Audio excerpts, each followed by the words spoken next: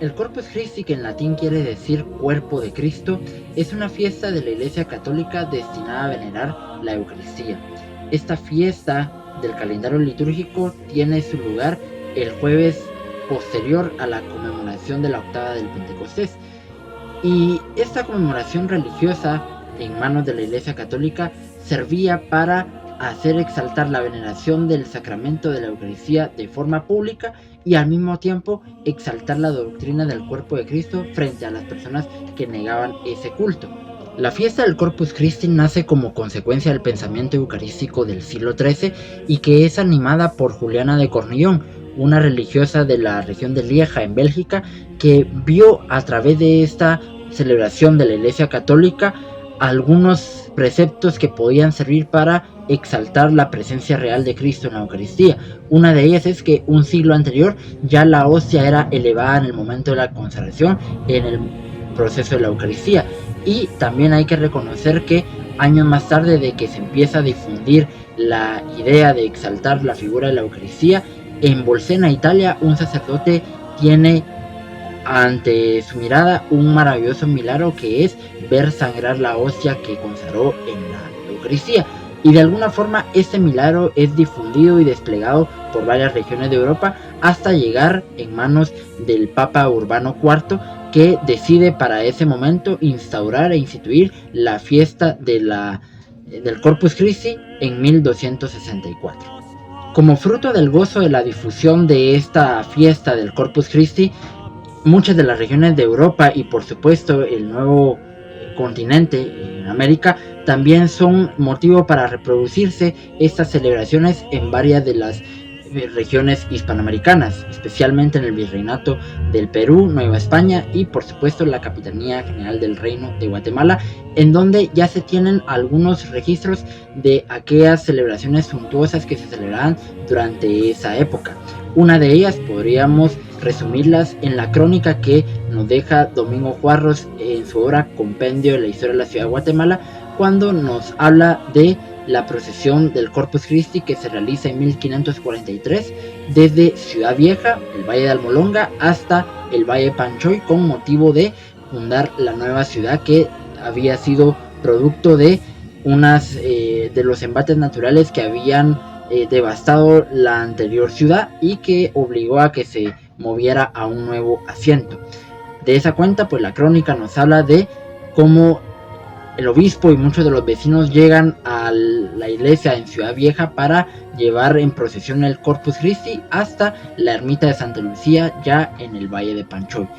Posteriormente ya vemos algunos documentos en el siglo XVII de cómo la solemnidad del Corpus Christi era vital para las autoridades civiles y eclesiásticas, que se tenía que hacer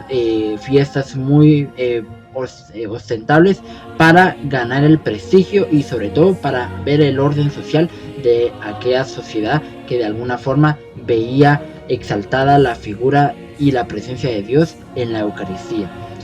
A medianías de ese siglo XVII se puede también tener la presencia del santo hermano Pedro de San José de Betancourt, quien en la procesión del Corpus Christi de la infraoctava, que se celebraba justamente con una procesión en los alrededores de la Plaza Mayor de Santiago, Guatemala, él danzaba con su capa llevada por una sil y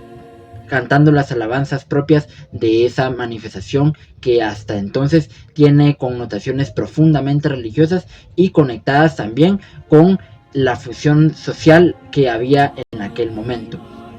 De alguna manera, pues también hemos visto que actualmente la fiesta del Corpus Christi ha tenido diferentes connotaciones, y algo que hay que tener muy en cuenta es que en el siglo XVII, a partir de la presencia del hermano Pedro, también las celebraciones del Santísimo Sacramento eran incorporadas y eran también ataviadas con las alfombras que adornaban los suelos para llevarse en las procesiones de esa época. Y claro, que estas manifestaciones culturales y artísticas efímeras también de alguna forma fueron reproducidas y fueron también incorporadas dentro de las celebraciones de la Semana Santa de la época de la colonia y también en la época actual. El jueves de Corpus guatemalteco en varios pueblos circunvecinos al Valle de la Ermita o al Valle de Panchoy tienen como